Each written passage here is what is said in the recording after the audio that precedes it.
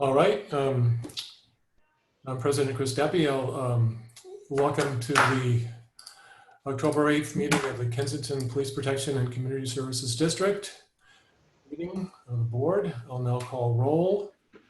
Director Sheriff Swat. Here. Director Madavi. Director Madavi, can you? Oh, here, sorry. Here you go. Director Hussain. Here. Director Natoli. Here. And of course I'm here. So thank you everyone for joining. We first, the idea was to have a presentation about the transparency certificate to begin with. And well, it looks like he's going to try to call in instead. Let me just send her a text.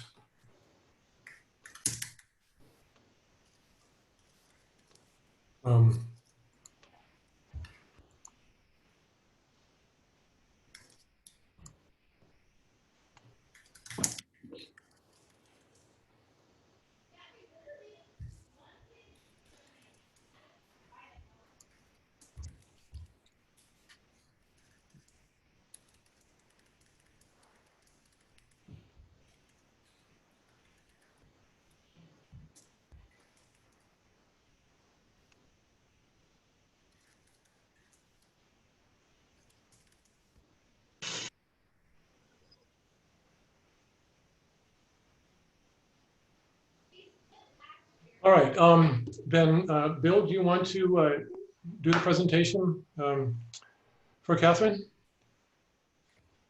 Well, Mr. President and members of the board, I can certainly start this. This item is to acknowledge the contributions of Catherine Corsack to the district, and I know that you probably have had the opportunity to even observe more than I have in terms of what she's brought to the district in terms of various types of improvements, upgrades, efficiencies, and so forth. But I'm glad also to offer her my personal thanks for the support that she's provided to me coming on just kind of brand new and trying to make sense of an interim position. I tried to come up with a list of the many accomplishments that she has made to the district, and I know I'm going to leave some out. A lot of them have to do with just increased efficiencies, lower cost of administration, and having been started in administration and local government myself, I used to describe my job as taking care of indoor activities, which nobody seems to be impressed by. Mm-hmm. But the fact of the matter is that the better your efficiency in those indoor activities, finance and accounting certainly are just backbones for what you do, and the efficiencies you gain through procedural mechanisms help put services on the street, which is what really people notice and can appreciate. So, and I think when I developed this list with some input from others, it really is remarkable what Catherine has done in a very short time. So I'll just go over a few of them. She created a structure for the district's digital files. We've asked her actually for a map. It's so well laid out that it'll help throughout the years in terms of being able to do document retrieval and research, which helps both staff, but it also helps the public.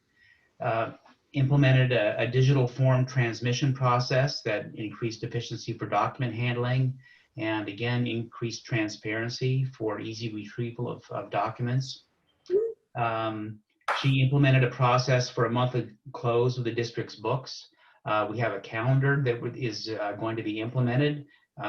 We will soon see on every agenda for the board a monthly report of financial statements based on closed books.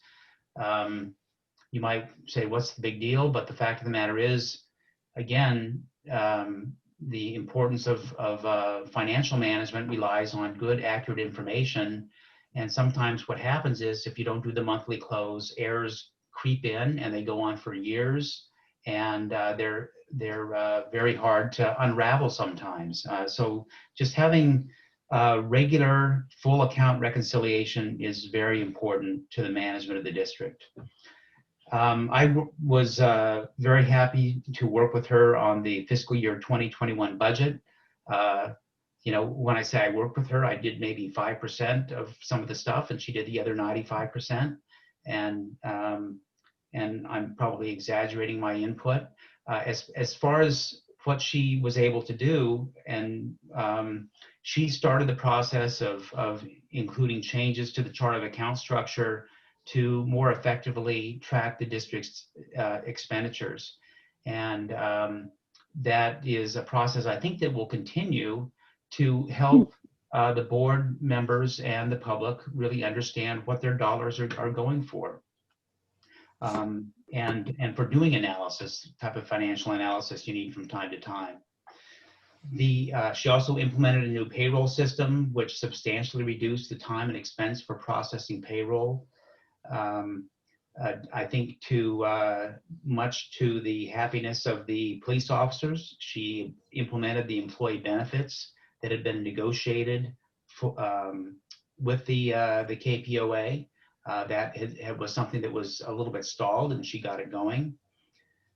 She also implemented digital signing of documents, especially important in our COVID era, just to keep things going and increasing efficiency. Probably something that happened during this coronavirus era that will continue, because it is such a benefit to the administrative efficiency of the district. She also researched and developed the lease purchase financing proposal for procurement of police vehicles. Again, something I know the police chief and the police officers will be very happy with. It's financing the purchases, which will help with again, going back to the services in the streets, just the fact that she was able to negotiate such a good deal on that and research the many options gave confidence to the board that a good decision was being recommended, and something that the police officers can appreciate when they get the new vehicles. She also, and I say this with a bit of humor, but you know, she had to endure training a new interim general manager and a new interim police chief, and that probably is not an easy task. I'm sure that after we got off the phone call, she would slap her forehead and say, you know, when are they going to catch on? I hope we didn't bog things down too much, but her training was always done with it was always very thorough and very patient, and something that I think we can take with us then to our successors as well, just having that background.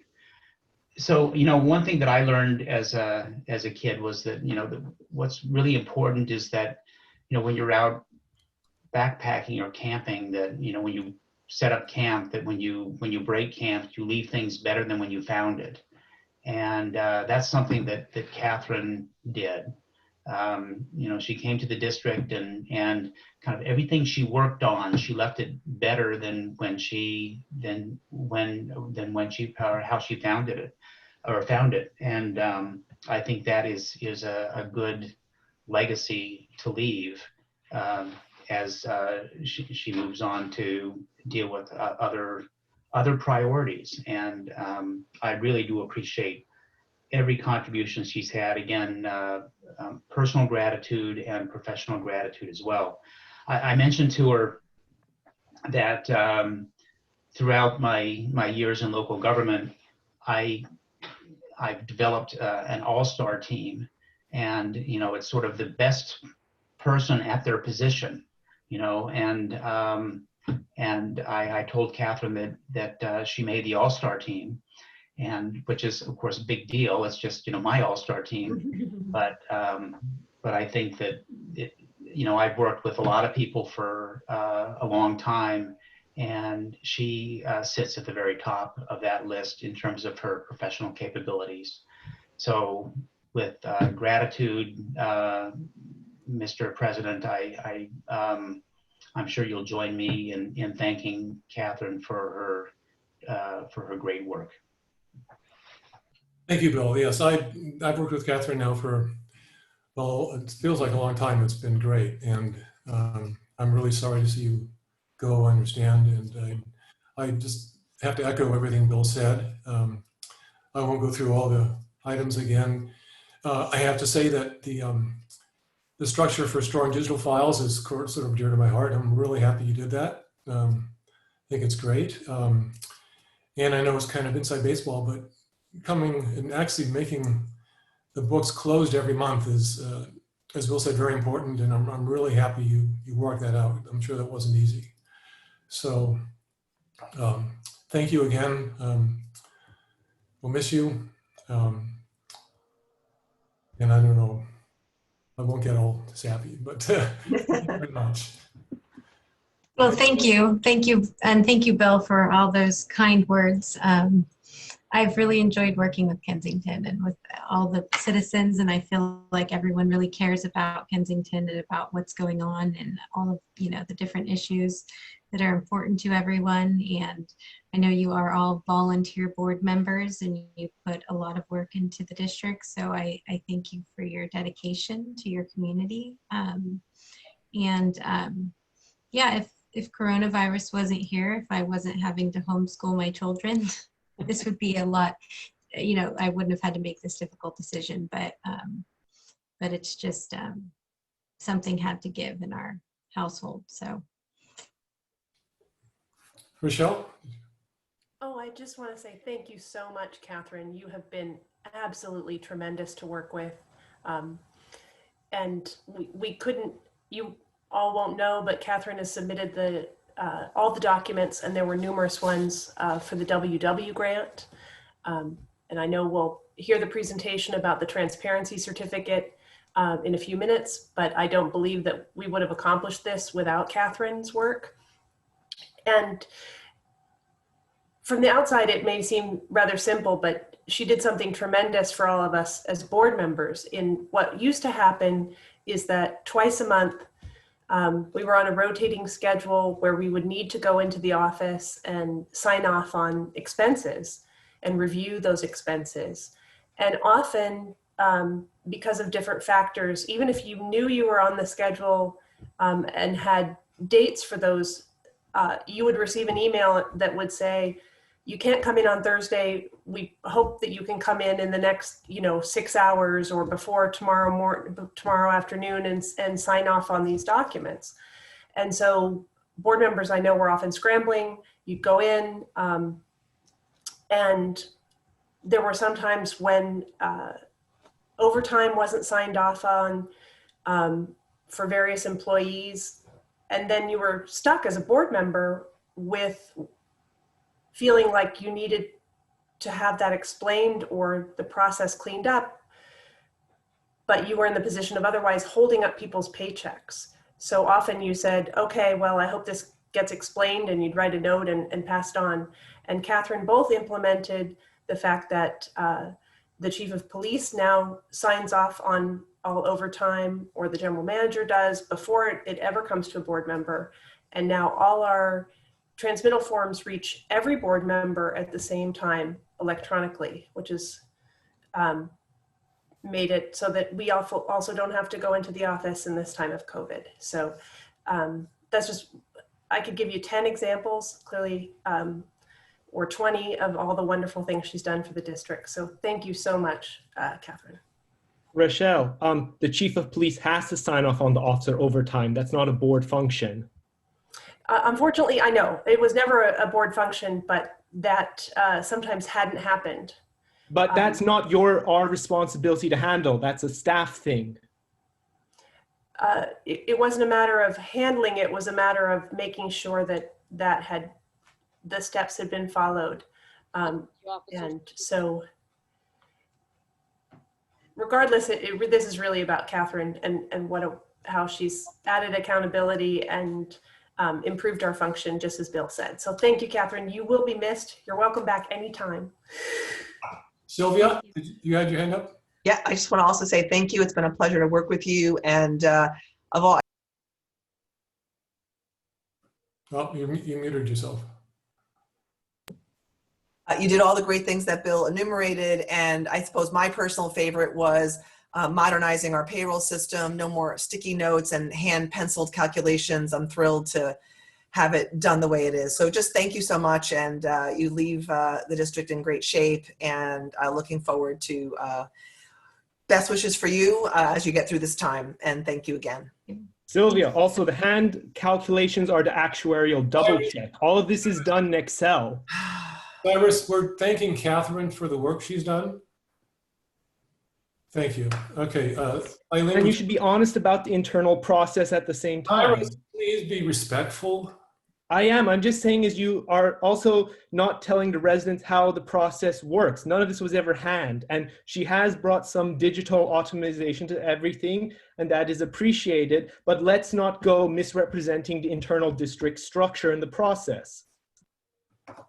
Catherine, thank you so much. And one of your many, And you're very quiet. Catherine, one of your many, many attributes was your ability to roll with the punches. You're really terrific. You will be sorely missed, and best to you. Thank you, Eileen.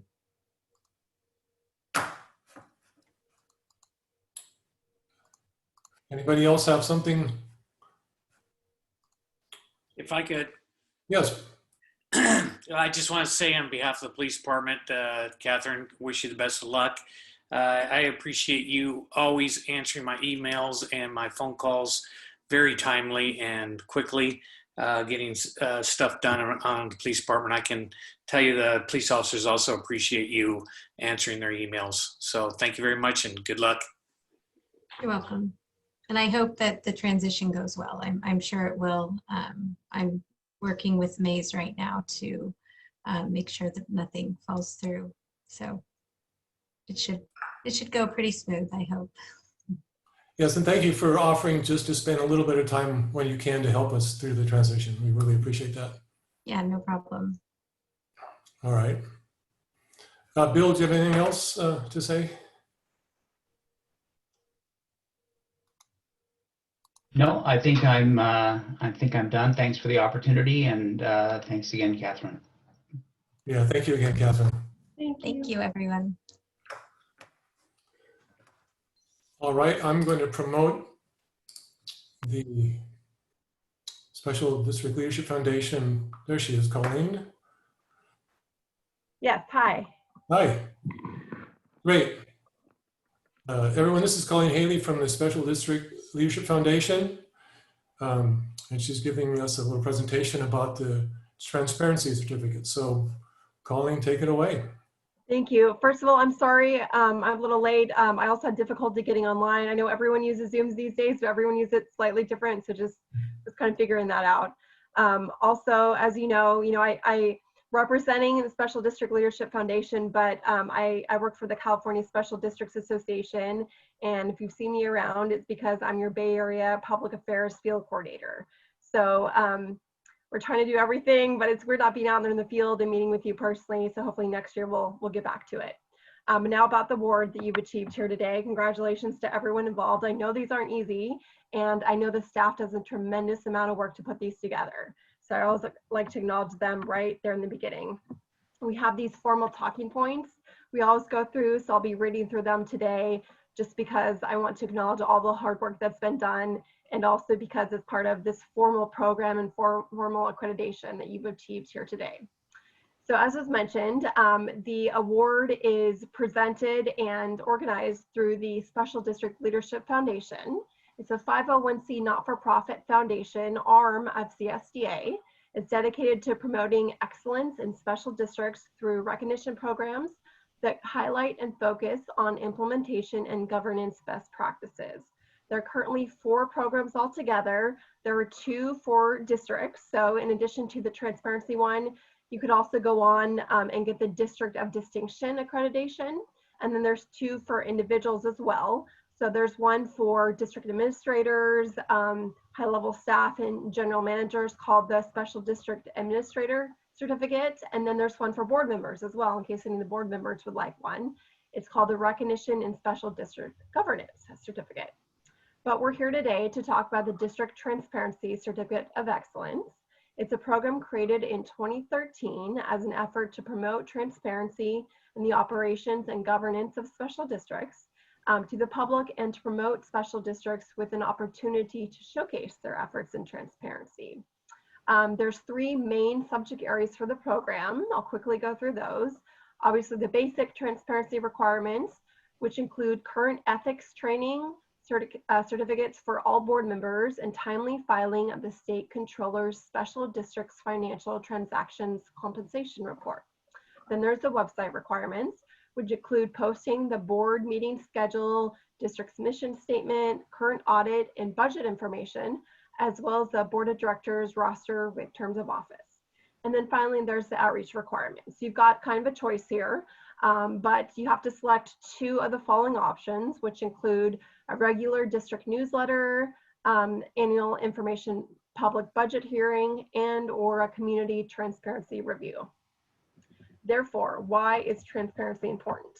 Transparency is important because the public has a right to open government. Special districts, regardless of type or size, are public agencies that use public money and provide public services. The district's business is the public's business. Transparency means a district that is open, accessible, and engages the community, because easy access to district information through mediums like websites provides for an opportunity for constituents to better understand their government, and because transparency allows for accountability. Therefore, the presentation of this certificate means the district has completed the comprehensive checklist of all the requirements I just mentioned. The district has demonstrated a tangible acknowledgement of the district's transparency efforts.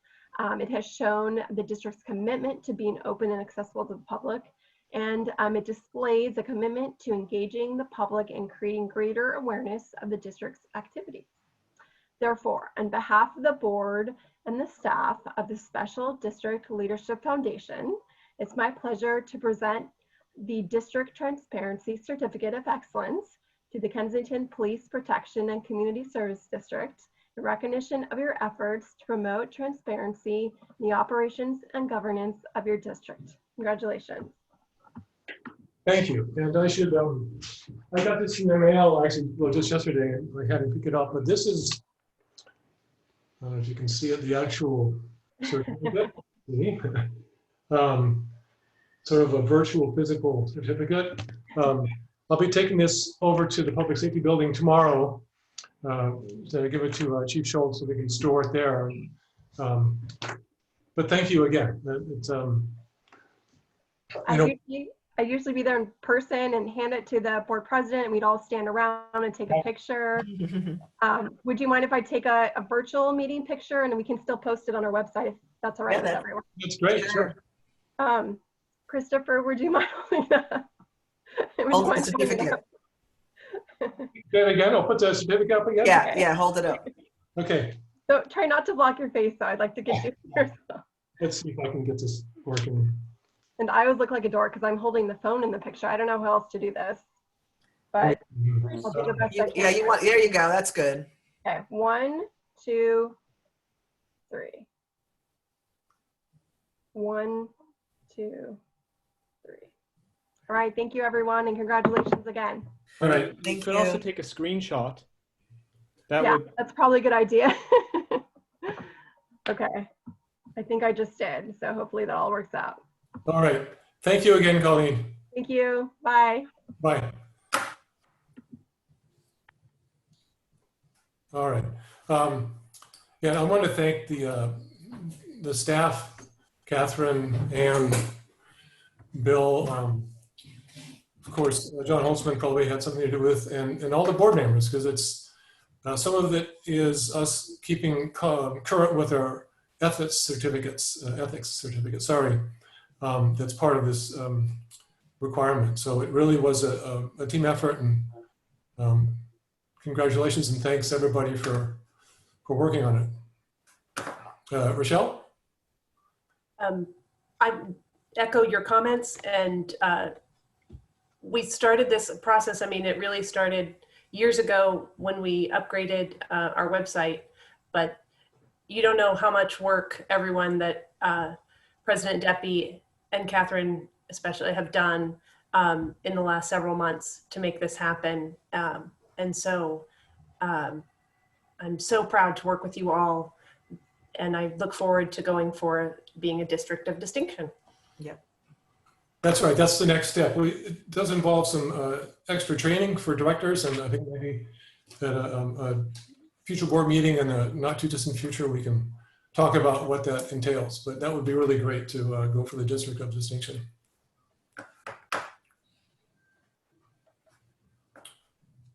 All right. Again, thank you. And now we can go on. Let me. All right. So the next item is sort of the regular meeting stuff, the general public comments. And this is just the board for 3 minutes on items not listed on the agenda, but within the jurisdiction of the district. And we will start with Catherine Deniergaard. There you go. Hi, yes, I am here. Can you hear me? I can hear you. Great. Yes, this is Catherine Deniergaard, and I want to talk about transparency. I was somewhat shocked to hear that you just received this award, which, as far as I know, must have a very low bar, in that over the past 4 years, many of the things that most citizens would consider transparent have ceased to occur. One big area is the minutes.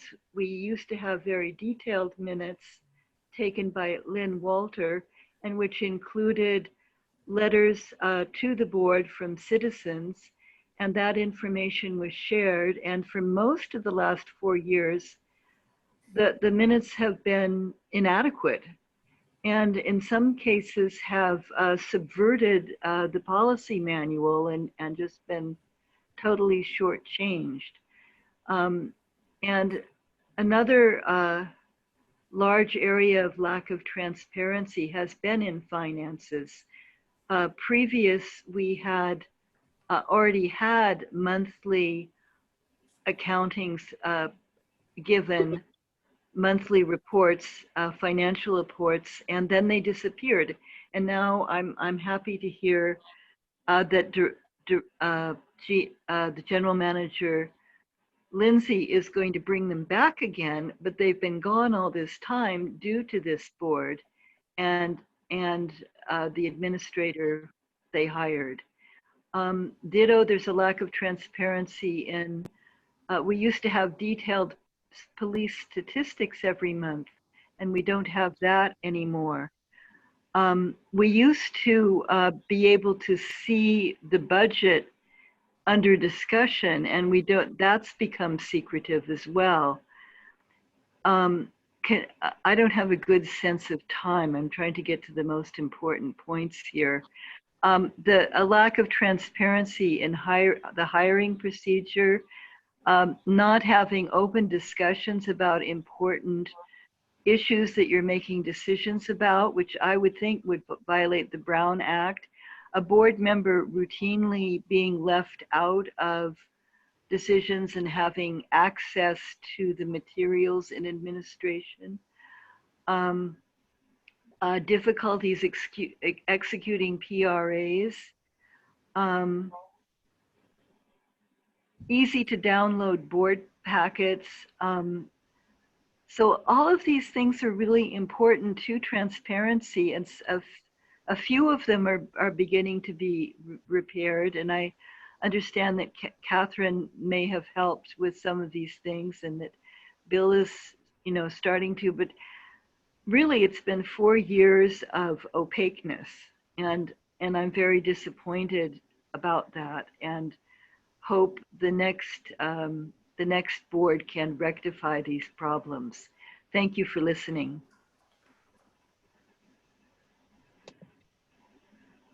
Thank you for your kind words, Catherine. I just have to, defend the staff. The staff has worked very hard on getting all this information. In fact, that's one of the main reasons Catherine worked so hard on closing the books, so we could have accurate monthly statements. There's just a whole lot of things that are so much better than they used to be, and I'm very happy and I'm proud to get this certificate. So again, thank you for your kind words. Delk? You should be able to, there you go. I'm on. You're on. Just when I thought things couldn't possibly get any worse, they did. I'm devastated by the loss of Catherine Corsack. She has been the most responsive staff and board member that I have ever dealt with in the approximate 10 years that I have been involved with following KPPCSD. So I am very sorry to hear that. So my general comment, and it really is a question, which I know you cannot answer, is when people, board members in particular, get up and leave their chair, and there's a vacant position there, have they left the meeting, or are they still a part of the meeting, but just feeding a cat or taking a pee break or what? And what happens when a board member's screen completely disappears? Is that just a glitch, or have they left the meeting temporarily? And I would like, maybe, since we are trying to get used to Zooming, if maybe you could comment on that, if not specifically answer a question. Thank you. Well, I don't think anyone specifically leaves a meeting. I think if the screen goes dark, they potentially turn their video off or they have a glitch. So as far as I know, no one is getting up and leaving the meeting per se. All right, any more members of the public? Okay, David, I see you. There you go, David. You should be able to unmute yourself. I think I just did. All right. I wanted to ask a question, if that's permitted. It had been mentioned earlier that all of the digital files are being kept properly now. My question is, since I've been involved in doing the videos for a long time now, will all those videos also be stored someplace at the district? I think it's probably best to talk about that in the discussion about the retention policy. Okay. Yeah. That sounds good. Thank you. Sure. And I'm going to take just a guess and say this is Paul. Paul? There you go. Yes, I'm here, Chris. Okay. So a little bit of a change of subject. My wife and I frequently walk up through the park, and we have noticed that on some occasions there's a distinct odor in the area. And I know a lot of people have been raising the subject of opening the bathrooms in the park, which I gather are still not open, even though the park is still in active use. And it's an issue. I think it's an issue of concern to a lot of people, especially those who are taking their kids up to the park to take advantage of the remainder of our good weather.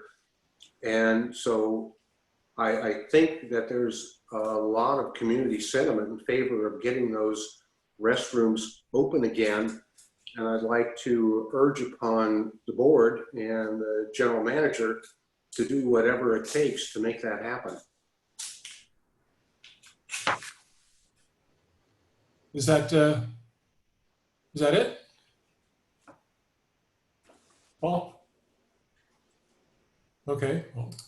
Well, we did, I believe Bill discussed that last meeting, if I'm right. And maybe he has some news on that in his general manager's report, but there was a similar discussion about the difficulties of doing that. So if nothing else, you could refer to the last meeting to find out the issues that surround it. And maybe Bill in his general manager's report has something, I'm not sure.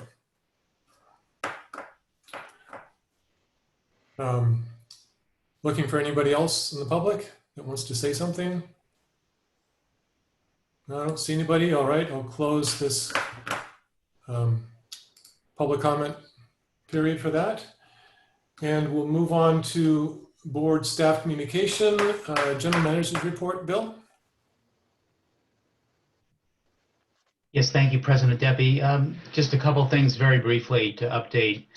One is the general manager recruitment applications again close on October 12th.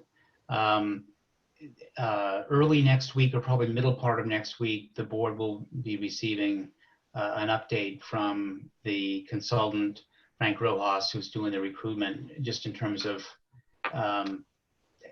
number of applicants, schedule moving forward, and so forth. So again, October 12th is when the applications close, and you can look for a report toward the latter part of next week. Really the only other thing I was going to comment on was the park restrooms, and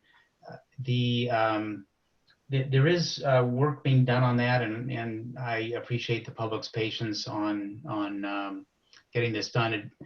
What we need to do is line up a contractor who can do the work, do the maintenance appropriately. It's a significant change in the level of maintenance that has been done in the past to meet the public health restrictions. We want to make sure that when they are open, they're open safely. You know, broadly speaking, I think that's everyone's goal. That's certainly ours. So that is a work in progress. I appreciate the suggestions from board member Hasai in terms of how some suggestions he had for where to look for some funding for this. And one of the things that I will mention is that there's really no single best practice for the way municipalities are handling this. We've done a little bit of research, and some municipalities are keeping restrooms closed to the extent that some parks don't even have restrooms, and that's easy enough. But some have just chosen to keep them closed during the public health restrictions. You know, I think it's something that we can do once we get the right buttons pressed in terms of getting the right service level and the source of funding. So it is, again, something we're working on, and I appreciate everyone's patience on that. And everything else, actually, that I had in my last general manager's report, I think is on the agenda tonight. So that is the end of my update. So thank you. I'm glad to answer any questions. Anybody have any questions for Bill? Sylvia? Yeah, it's not a question. I just want to reiterate my statements from last meeting that I do think opening the bathrooms are important. There is guidance out there. I think it's possible for us to do it. Just think, I know there's a lot of things on everyone's plate. So to the extent that you can move that along, it'd be great. I know you're doing it, you're trying, and I suggested that we try to communicate via response in the Outlook for what it entails and what we are doing to get to that point. And I hope that won't be too much longer. Cyrus? IGM Lindsay, I was wondering, could you put like a rough timeline you're looking at in the research, or putting all those ducks in a row? Just because also, if we're talking odors, that also begins to ask, other public health questions too. Yeah, I think Mr. Dora referred to it as an issue. You know, I'm quoting him, but you know, that's a euphemism for, I think, some, you know, we do have some service problems to take care of. And I would say that it's a matter of weeks, not days, and weeks, not months. So hopefully during the month of October, we can get this done. Okay.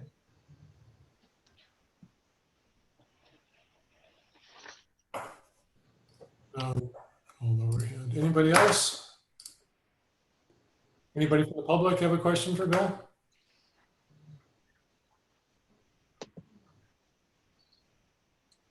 Or forever hold your peace. All right, I don't see that. All right, Chief Schultz, do you want to give the police chief report? Yeah, thank you. Yeah, just one thing real quickly. I just wanted to inform the board that the police department is going to start doing a long-term strategic plan. We're going to go through the planning process, and it's a long process, but I just wanted the board to know because I'll be talking about it in the community meetings and stuff, but we'll be getting comprehensive input from the community, the board, and the employees in the district. So we'll start that process, and I just want you to know it's a long process, but I think the police department is ready for that. They're going in the absolute right direction, and with a long-term plan, it'll just raise the bar even more, efficiency and professionalism. So just wanted you to let you know that that's coming around the bend. Thank you. Walt, how will you get feedback from the board? Do you? Well, right now, my thoughts are in discussing this would be a survey. It can be, it's whatever the board wants. They can have one-on-one discussions. We can do a survey or a survey and one-on-one discussions. That's why I'm not talking too much about it. We're still in the planning stages of how we're going to do it. I know for the community, we're going to have a survey. I want a survey that's not too long for the community to fill out, but one that gives us enough information to do a long-term plan about our services, about our community outreach, and all that. Okay, great. Someone had their hand up, but it looks like it's down again. Oh, Rochelle.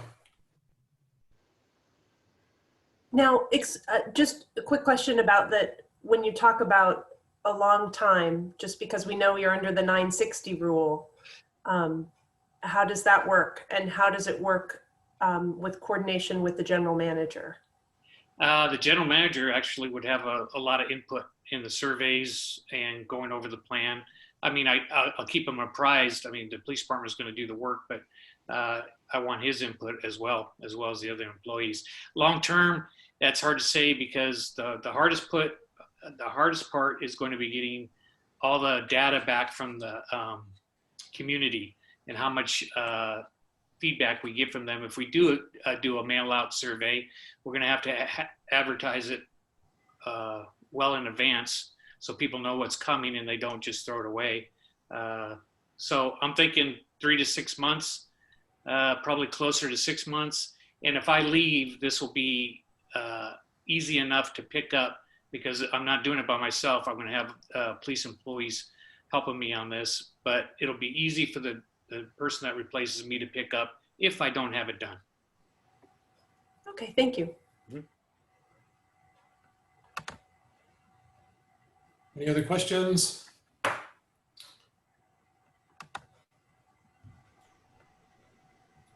All right, thank you, Chief Schultz.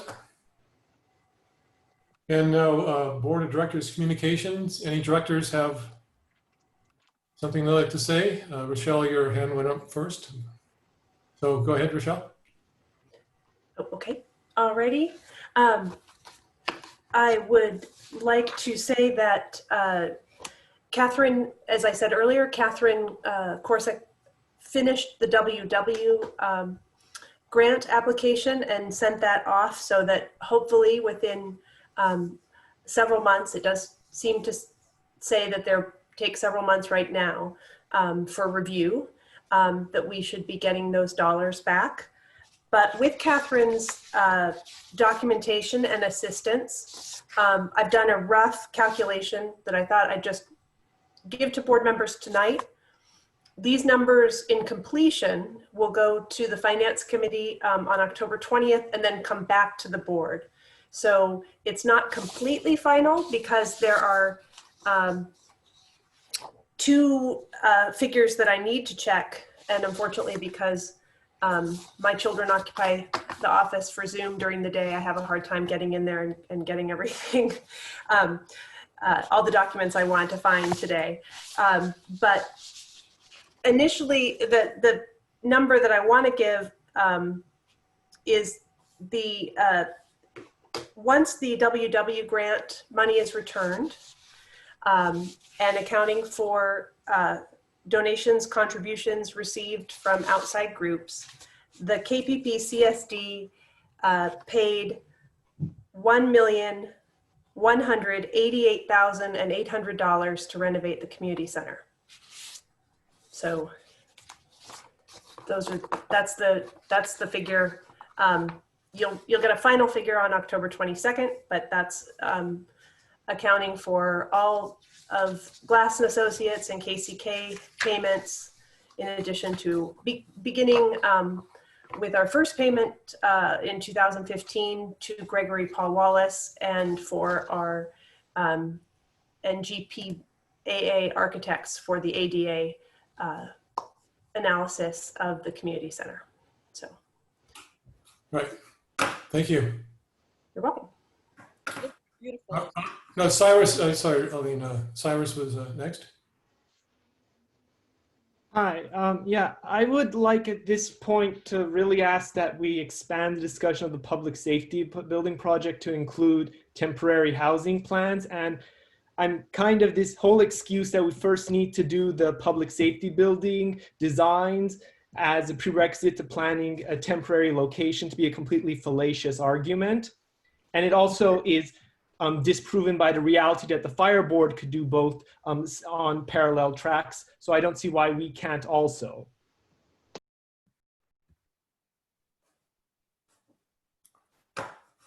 Okay, anything, And so none of that concerns anyone here.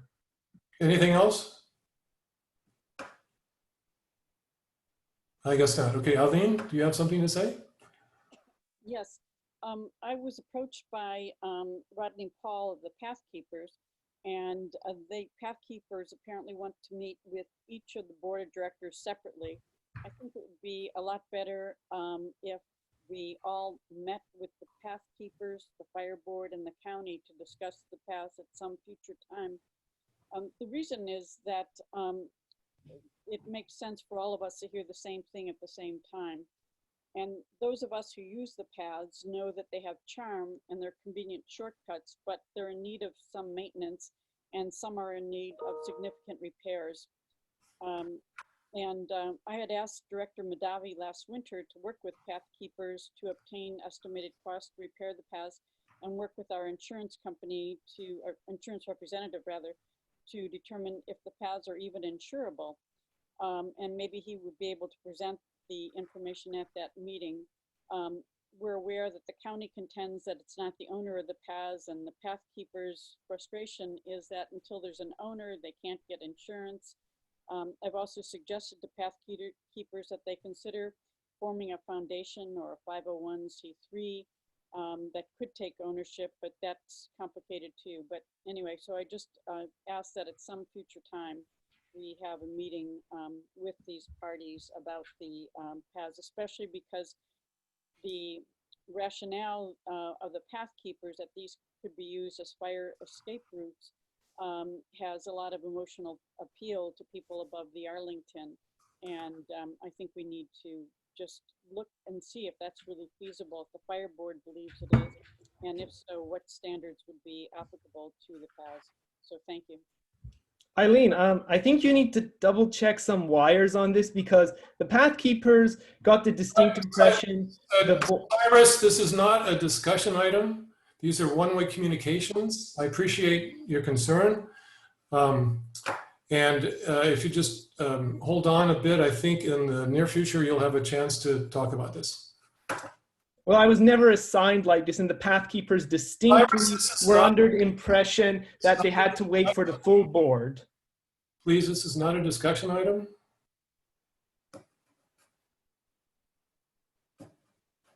Thank you. Eileen, are you through? Yes, thank you. Sylvia, anything to say? Well, as just happens, Eileen, that I had an announcement about the paths. And we've had citizens coming to our meetings recently talking about the possibility of taking ownership of the paths. In fact, I remember hearing Bryce Nesbitt talk about the paths back when the board met in the side room of the community center, the good old days. And I believe this discussion has probably been going on long before that. And it used to always be about recreation. You know, I walked on the paths a lot with my golden retriever. They're very useful. But what's gotten my attention lately is the apparent desire to use these paths as emergency evacuation routes, especially to escape a fire. Using the paths as occasional recreation is one thing, but depending on them for safety in an emergency is a completely different situation. So I thought I needed to look into the matter further. There's also been some reference to Supervisor Joya's position on the path, so I wanted to get some clarity. So to start with, I had a Zoom call with Jean Joya last week about the paths. I wanted to get some understanding of where he stood and essentially the county. So the first thing, his official position is that if the community desires to have public ownership of the paths, then one of our two special districts is his preferred entity. He thinks either the fire district or our police protection and community services district would be the most likely people to take over the paths. And that's for a number of reasons. He reiterated that the county has no desire to own the paths. I think everyone knows that pretty clear. He didn't take a position on which district would be the better option to take on the paths, nor did he take a position on whether either district should even take ownership. He's just looking at if the community wants a public entity to take ownership of the paths, he thinks one of the two districts are the proper entity, I guess you could say. He's willing to help out on the transfer of the paths because, you know, the paths have been deeded and offered to the county, and also potentially helping with surveys. So in addition to meeting with Supervisor Joya, his office gave me a copy of their public file on the paths. This is a file of a bunch of correspondence that was loaned out to, I believe, Lisa Corona of the KIC at one point. And so they gave me a copy of those materials. I've been through them a bit. I also went back and looked at some of the history of the paths as far as the KPPCSD is concerned. And I was interested when the paths last showed up as an agenda item. So I won't go into the whole history, but at some point a paths committee was formed. And the first effort to acquire ownership was at a January 12th, 2012 meeting. There was a motion passed to acquire the Highland Canyon path, along with the desire to eventually acquire all the paths. The next time the paths showed up as an actual agenda item was on October 6, 2013. In the interim, there were some occasional board comments about the paths and the path keepers, but I mean the path committee. But as an actual agenda item, it was October 16, 2013. At that point, it was suggested that trying to start with the Kenyon Highland path wasn't a good idea, that the board should look at an easier path, so to speak. There were concerns raised about liability, and it was mentioned that almost all the paths have utility easements. The last comment in the agenda was the board consensus was the paths are complicated. And this is in fact the last time the paths were on an agenda item of the board. I looked at the January 9th, 2014 meeting when the committees were named. No mention of a path committee. January 8th, 2015, no mention of a paths committee, and on and on. So the point is that the last time this was on a board agenda was about 7 years ago, and it's been dormant ever since. So given all this, I've decided to create a very short-term advisory committee of Rochelle and myself. And what we're going to do is collect as much information as we can and produce a report on the paths at our November 12th meeting. I plan first to get more input from Supervisor Joya, from Ann Danforth, who's worked on similar issues, from someone called Dennis Timoney, who works for the SDRMA. He's our liability insurance provider, who knows a lot about liability issues surrounding public property. He actually gave a couple of sessions at the CSDA conference about conditions of public property and what the considerations are. I intend to talk to Eileen and Cyrus, because I know they've worked on this. And anyone else that might have pertinent information. Obviously, the path keepers, they know a lot. So the idea is we'll present the report to the board, again, at the November 12th meeting, and then the board can decide on how to proceed. I think it's important because it's a complicated issue. There's a lot of considerations that we get at least as much information as we can, and then the board as a whole can decide what they want to do, whether it's, well, I don't even want to give suggestions. It's really up to the board at that point. Supervisor Joy has agreed to be present at the meeting, and I hope we can get Dennis Timoney there as well, because he has a lot of good insights. So the agenda item will be simply a discussion on what the board would like to do next, if anything. And it's important to set expectations about this. So I've got a few comments. As I said, the agenda item will not be about taking ownership, simply what the board wants to do next.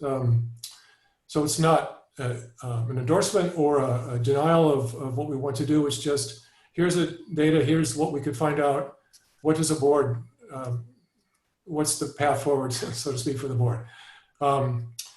And it's also important to remember that even if one of the districts decides to attempt to gain ownership of the paths, it's not going to be a quick or easy process. And of course, there's no guarantee that either district will take ownership. I've talked to John about this, and again, most people feel that it should be done in a sequential manner, one path at a time, because each path has their own challenges. And that seems to be, that was the approach in the past. That's what Supervisor Joya recommends. Now, of course, it's up to the board to make the decision, but he has a lot of background and knowledge on this. And as I said, it was discovered by previous attempts that paths are complicated. So that's my announcement about the committee. Rochelle and I will work. We'll find out as much as we can, produce the report, and then the board can make an informed decision about where to go next. Sylvia, you have a question? Just a point of clarification. I missed the date. You said that the paths first appeared on the agenda. Could you repeat that? Well, I don't know about the first appearing, because that goes way back, and we probably don't even have records to go back from. I was talking about the file that you have. Well, that's got all sorts of stuff. The file doesn't really talk. The file's from the county. It's not really. But what I said is that the first time, as far as I can tell, the board committed to owning the paths was a January 12, 2012 meeting. That's when they decided to acquire the Highland Canyon path, along with the desire to eventually acquire all the paths. All right. The only other suggestion I was going to, that's fine. That's all I really wanted to know. The only other suggestion I was going to make is, and if I can find anything more about it, I will try. There are some communities who have designated path type things for evacuation. There was a story that came out after, I think, the Paradise Fire. And I don't know whether it's possible that before January 12th, you'll have any opportunity to speak to a community like that. But it would be interesting to get a perspective from a community that may have something like that. That's all. November 12th, you mean? Sorry, November 12th, yes. Yeah, well, yeah. And again, anybody who's got similar suggestions, please send us a hopefully one-way communication, and we'll take that into consideration. And thank you for this. Sure. Rochelle? I was just going to say, given the amount of information and not knowing exactly what's on our November meeting, I just maybe want to say that it might go over several meetings. I mean, so I just want to caution people. Okay. Maybe this will not just take one meeting. So. Okay. Well, we'll report it the November 12th. If we think that it's just too much and we're not ready, that would be our report. But continue the discussion. But we'll try hard. Ms. Cyrus? I thought there was no discussion. We just were having a discussion on a topic not on the agenda. I'm answering questions. Oh no, but then you started having, whatever, I guess. All right, great. Thank you. All right. So we'll move on to the consent calendar. Consider approval of minutes for the regular board meeting of September 10th, 2020. I think it's pretty obvious what that is. See if any attendees wish to comment on it before we can ask the board if someone wants to pull the item. And it looks like Catherine Deniergaard has something to say. There you go, Catherine. Thank you. I just wanted to hear what Cyrus was saying. He was like proposing, it sounded like an agenda item, and I wanted to clearly understand what that was. And I also wanted to understand clearly what he was suggesting to do in tandem with the fire department. But this is about the minutes. So do you have a comment about the minutes?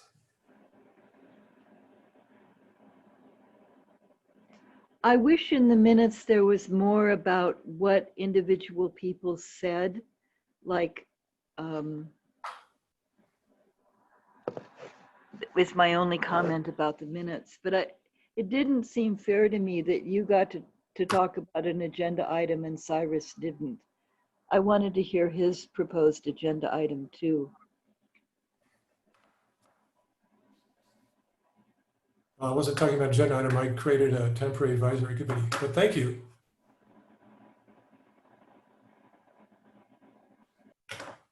Rich, just going to see if anyone else has a comment.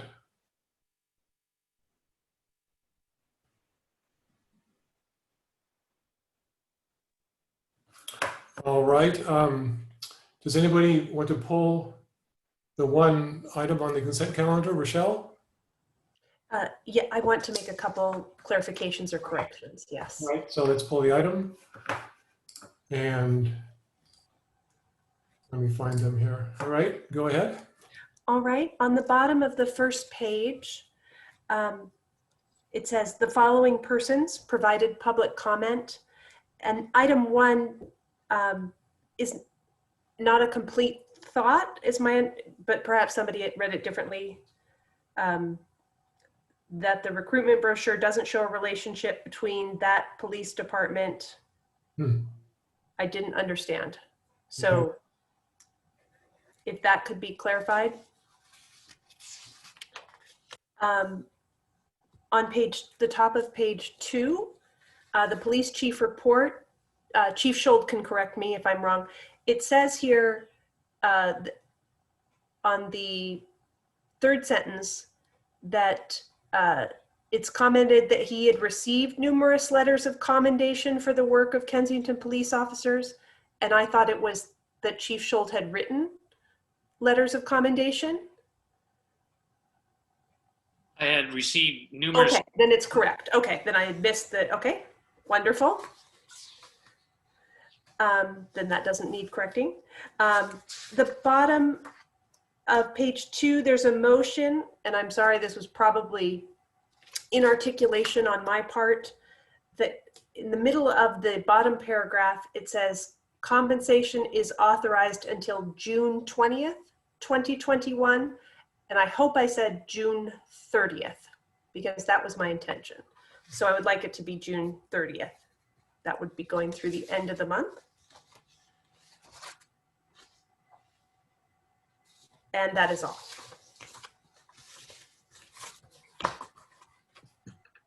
Does anybody else have any corrections, suggestions?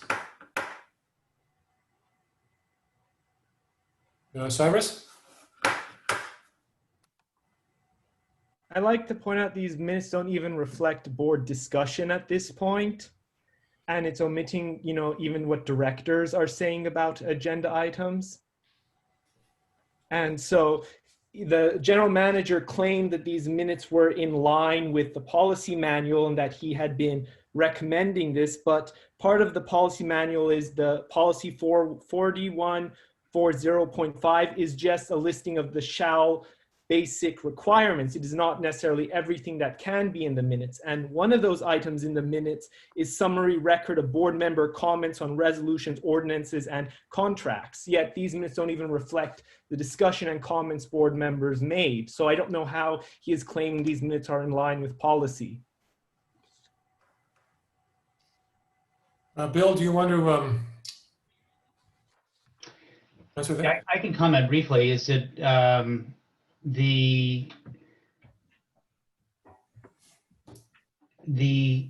well, first of all, we think they are in line with policy. I'll start with that, and if and it is board policy. If you would like to see more of a summary of a discussion, or if you'd like to see changes, then our recommendation would be that you address this as a board, as a policy, and then provide direction to staff, rather than have staff on its own develop a policy around your minutes. So that's really our intent here. We think that these minutes, as they're prepared, are consistent with the letter of the policy that the board has adopted for minutes. If you'd like to see the policy changed, then we're glad to change to accommodate that. IGM Lindsay. The concern, if I may, President Deppie, continue, is that if in the record of the minutes, we in essence are summarizing director comments, that we may not capture correctly the comments being made by the directors unless there is a verbatim transcript of the director comments. They become, in essence, an edited version of what the director says, and it's to the writer of the minutes to decide what was important or not important in terms of what the director said as a summary. So I think you will get into this a little bit as you discuss the next item on the agenda. But again, we think they're consistent with the letter of the policy. If not, we're glad to hear the comments.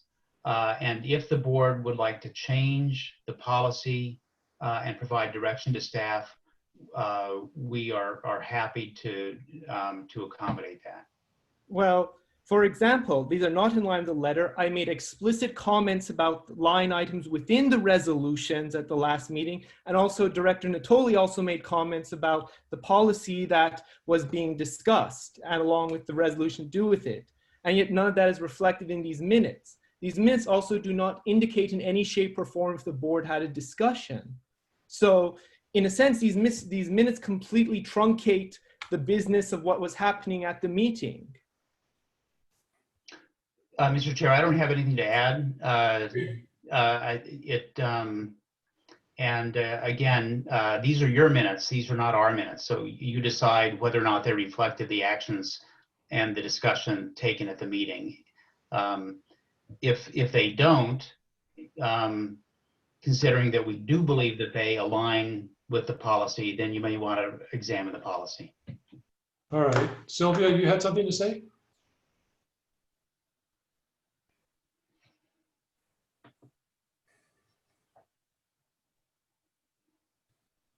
No, or nothing? Oh, okay. Well, I have to mirror what Bill says. I've been following the board for a fair amount of time, and as far as I've been going to meetings, there's always been discussion, complaints, suggestions about the summaries or paraphrasing of how they were written up. And I've said this in the past, that I believe that anytime you try to split the baby, so to speak, of going between verbatim transcriptions or just pure action minutes, you're in a subjective area that it seems sooner or later no one's going to be happy with, or someone's not going to be happy with. Maybe it's not enough, maybe it's too much, maybe the person's words were not paraphrased correctly. It's really a problematic situation when you've got, again, subjective, I guess, a decision about what to put and what not to put, unless you're just doing verbatim minutes. So I agree we can talk about possibly this in the next agenda item, which is keeping a record of the videos forever, because the videos and or audios, that is a direct recording, of course, of the meeting. It's exactly what people said. There's no arguing with it. One option would be to just go to action minutes and then have a timestamp in those minutes about when the discussion starts, hopefully with a hot link, so someone could pull up the minutes, look at the action item in the agenda and in the minutes, click on the link and it would take them directly to the actual recording of what happened. And then no one would be able to say, well, it's not exactly what I said. I wish it was said this way or that way. So maybe we need to take this up as a board agenda item about exactly how we're going to handle this. Because again, I've been going to meetings for a long time, and from the beginning, people would complain that their comments weren't written down correctly, even when we had extensive minutes. And it's just very, very hard to paraphrase things and getting it right. It's not anybody's fault. It's just, it's subjective on what should be put in and what shouldn't put in. So, Chris, the minutes were rarely pulled up. I'm not done. Thank you, Cyrus. So maybe we didn't need to have an agenda item about how to define this better, about what should be in the minutes. How do you, I think you're going to have a hard time describing what summary means. I've done some research, and for instance, Robert's Rules of Order, they're very strong in saying we should have action minutes. They're really explicit. That's what you need, because if you get something in between action and verbatim, you come up against exactly what we come up with time and time again of someone not being happy with it. But I'll talk with Bill, and maybe an agenda item soon would helpful, and we could discuss policy rather than the work of the staff, because the staff tries very hard to understand what's needed, and that's all they can do. Cyrus? I'd like to point out that when I'd wanted to have this discussion back in the day, you rammed through the agenda or the new policy manual without even discussing it. I remember this, that you tried to skip over the discussion of this whole policy. Because I remember putting a detailed discussion of this into the agenda, and then Rochelle just rammed it through and we didn't even discuss it. Well, I don't remember that, but I could be wrong. Sylvia, you had your hand up? I'd like to bring us back to the matter at hand. And so Director Sheriff Swat has made some specific suggestions about the minutes. And if there are further suggestions, then we should take them. And if not, we should move on. All right, Rochelle, you had something to say? Yes, I wanted to say that if just a more fulsome discussion of the minutes could happen at a future meeting, that would be fine. I know I've talked with General Manager Lindsay about having the complete new policy and procedure manual appear very shortly at an upcoming meeting for approval, and that will provide us a background, a better background probably for discussion. And with my changes, I would like to make a motion that we adopt the minutes of the Thursday, September 10th, 2020 meeting. I'll second that motion. All right, let's take a roll call. Rochelle? Yes. Sylvia? Yes. Eileen? I'm sorry, I didn't hear Eileen. Yes. Cyrus? No.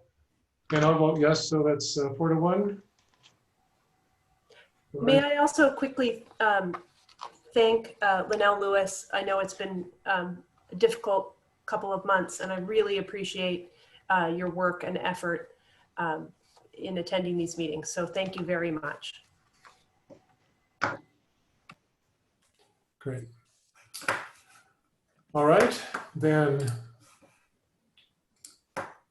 onward and upward. So the second item is consider directing staff. And again, this is not consideration of modifying the policy, but considering directing staff to prepare an amendment to the policy. about records management, to delete provisions for allowing destruction of recording tapes or other media of board meetings for a period of 5 years from the date of the recorded meeting, and adding them to the list of virtual and permanent records.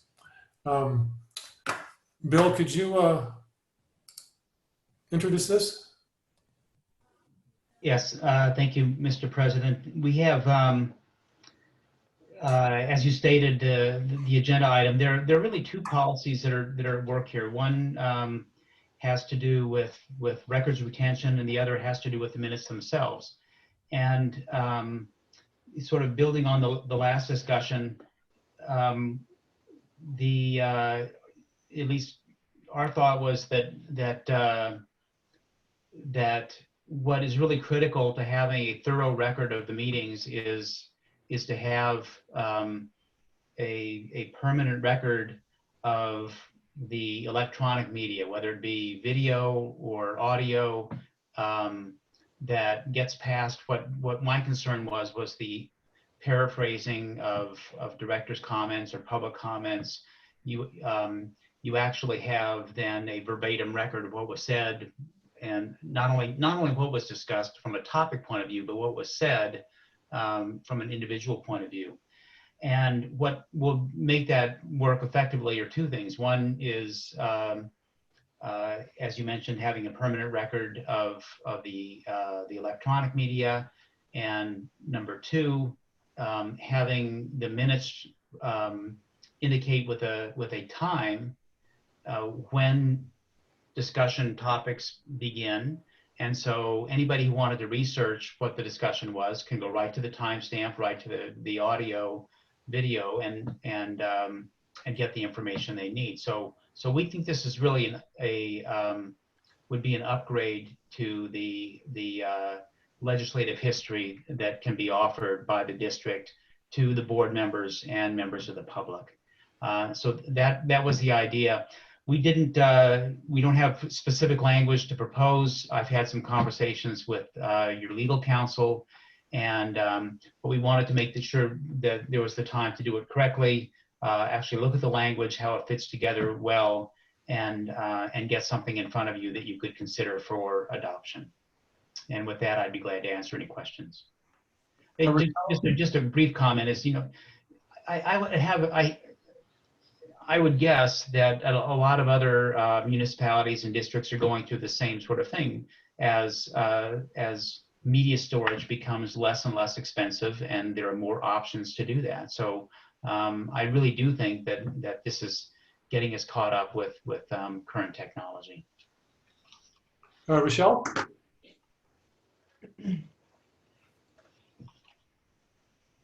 I meant to put my hand down. I think this is a good item to discuss, and I think that I would suggest that it does go to staff, and that they give us some policies that will help us navigate this, because I do think that it's probably 5 years is not a long time, as we can see if we're going back to discuss the paths now 7, 8 years on, that perhaps it's helpful to keep those meetings. Sylvia, you had your hand up? Yes. I wanted to ask just quickly if you can tell us at all yet, Bill, how this is accomplished, because is it time consuming for a staff person to have to sit there and match the minutes to the timestamp, or how is this done? Well, through the chair, I've talked to Ms. Lewis a little bit about this, and she goes through the media anyway when she prepares the minutes. And so it's not burdensome, she indicates, just to put the timestamp down when she's preparing the minutes. So that part I think is easy. I think we need to do a little bit of research about how we match it up to the electronic record. I'm confident we can do that. We just need a little bit more time to put that together. Thank you. Cyrus? I just want to make a point that I remember when this policy was being passed, everyone said 5 years was enough time. That is perfect, and we'll just keep cutting after 5 years. So I'm kind of happy we finally come around to realizing that if you're going to truncate the minutes so badly, you actually need some real record. though I do not believe the video itself will ever replace a good written summary. And that's been proven time and time again that good abstracts are as useful as the verbatim.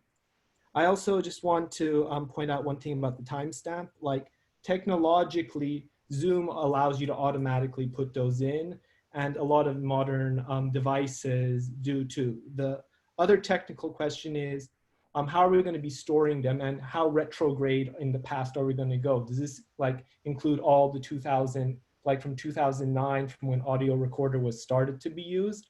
Or like, is this only from when the policy is implemented?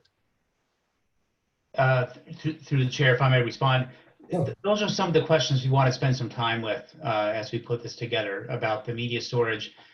The other thing too is that you know, it's very likely technology is going to change, and so we'll have to figure out what the best way to do that is, and come up with some options for you.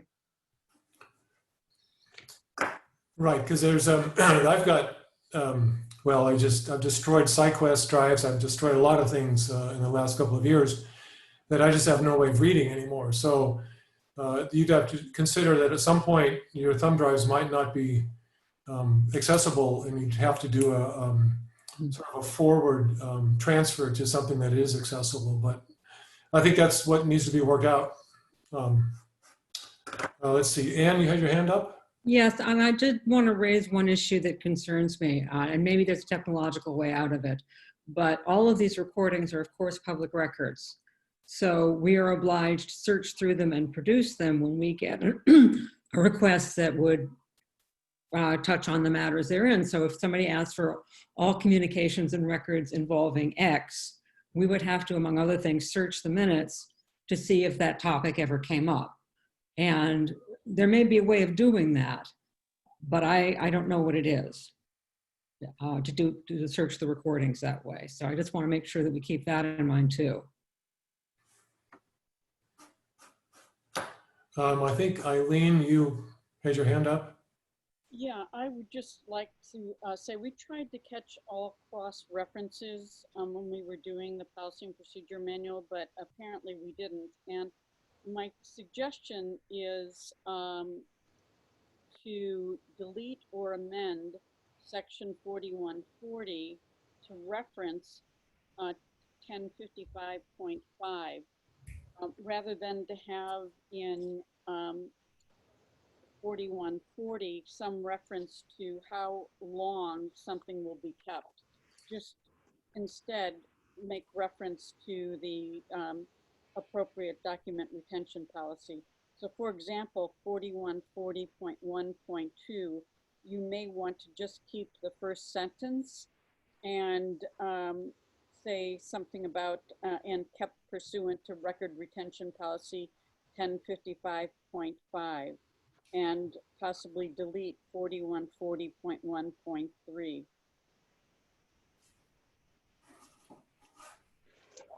Sylvia, did you have something to ask? No, sorry, I'll take my hand down. Okay. Before we entertain motions, it looks like the public might want to say something. Let me make sure there's nothing else the board has any questions on. All right. Lynn? Hi, I have a question for Bill and maybe for Ann as well. Does an ordinance supersede something in the policy manual?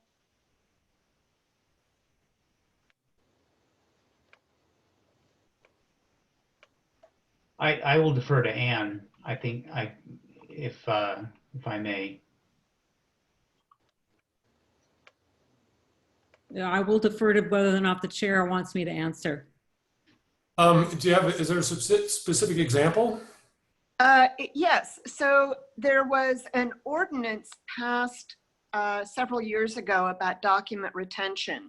So does the policy manual about document retention supersede a pre-existing ordinance about document retention? Are you talking about the 2002 ordinance? I believe that was when it was executed. Okay, let me take a look at it. It's no longer, it's not on the website, so I couldn't review it. Going by memory.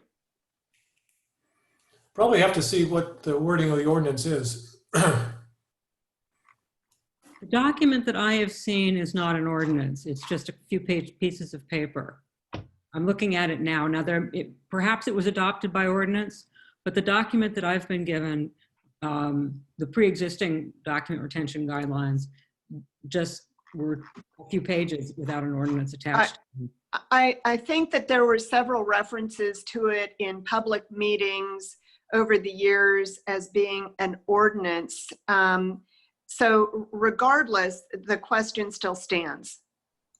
Well, I would suggest that if this was in fact adopted by ordinance, then the board should draft a new ordinance revoking this. However, if it wasn't adopted by ordinance, then the board's new policy would supersede it.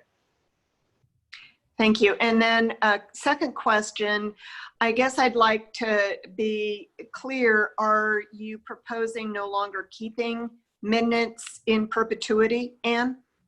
I'm not proposing anything. Would the chair like me to respond? Well, I believe that all this is doing is extending the definition of recording to be vital and permanent records. If I recollect correctly, we have to keep the actual minutes, the written minutes, forever. Yeah, and if I may, Mr. Chair, just there's certainly no intention of the recommendation to not have the written minutes be vital and permanent records. All right. Thank you, Lynn. Thank you. Let's see, David. Let's see. David? Yes, I'm here. Thank you. Hi. So, as you know, I've been responsible for doing a lot of the videos, both at the old community center and at the church. And so I have backups of all of those in multiple locations, just in case. I like to do that. But I see no reason why we can't keep the old recordings of whatever kind. And then in line with what you said, because data storage changes with time and also dies. I mean, every hard drive is going to die at some point. That they be forward recorded onto more newer media as time goes by, and that should be part of the procedure. At any rate, I'm very glad to hear that these recordings won't get thrown away in time. Thank you. Well, that's the proposal. We'll see what happens. Right. I'm for it. Okay. Which is, I guess, I just want to tag on to that is why, you know, paper and pen still is considered a gold standard even versus digital.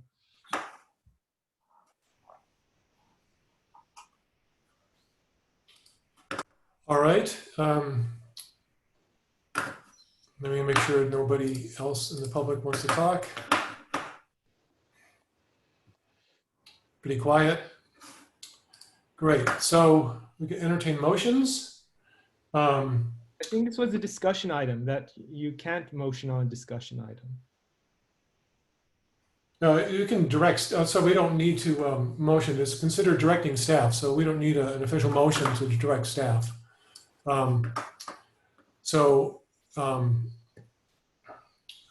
Let's just take a sense of the board. Does the board agree that we should direct staff to prepare an amendment to KPPCSD policy 105 as described in agenda item 2? Well, let me get a sense of the board. Rochelle? Yes, I think so, but I would definitely like to know that and have presented the pitfalls like Anne is talking about. If this involves excessive use of staff time, that we're going to be asking staff to be searching through 20 years of online recordings, perhaps we have to have a hybrid approach and how that can be done.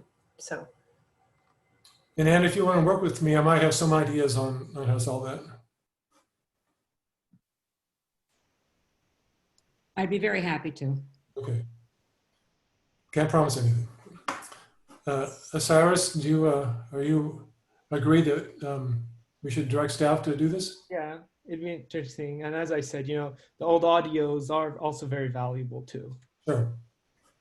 Sylvia, are you on board with this? Oh, yes, thanks. Eileen? Yes. All right, so let's direct staff to prepare the amendment to KPPCSD Policy 105 as specified, and also take into consideration Eileen's comments. And, and again, I can work with you, Ann, on some of the technical details. Great. All right, item 3 is consider approval of a payment to La Marinha and Chang in the amount of $10,495 for some previously unbilled audit services. Bill, do you want to talk about this? Yes, I'd be glad to, President, Deputy, members of the board. This item is, again, as you read it, to consider approval of a payment to the district's former auditor. The payment is amount of $10,495. And what makes it unusual, it's for previously unbilled audit services that were necessary for compliance with the with accounting standards. And just a little bit of background, in preparing the final invoice for the district for the 2018-19 audit services, Mr. Chang discovered that his office had inadvertently neglected to bill the district for some subcontracted work. That subcontracted work, again, was for so-called GASB 68 and 75 disclosures, which have to do with post-employment obligation valuations. So he did discover that they had been unbilled. He provided documentation for the expenses in the form of engagement letters for the subcontracted work. It goes 4 years, starting with the what's listed as the audit service year. It's a little confusing because it's 1 year in arrears. So in other words, the fiscal year ending June 30th, 2018 was actually for the 18-19 audit. And but not to confuse it too much, it's for 4 years of these services that were necessary to complete the audit work appropriately. The documentation of the approval is a little bit murky. He provided a copy of an email that was sent to district staff that we can't find anything where there was explicit approval by the by district administration or by the board. The total amount of 4 years, $10,495, exceeds my signature authority, which is why you find it on your agenda. But I think important that that you hear my recommendation, and really is what I describe as a fair analysis, and I put fair in quotes, would suggest that the district should reimburse La Marinha and Chang for the cost of these services.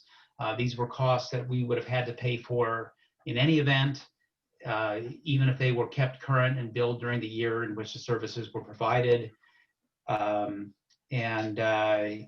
Because in essence, I think it is good faith on the part of the district to authorize these payments. So with that, my recommendation is to approve the payment as requested in the amount of $10,495 for these previously unbilled audit services. And with that, I'd be glad to respond to any questions.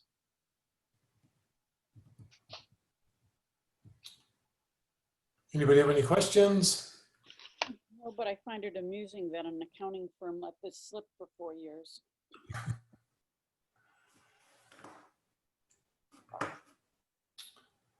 All right.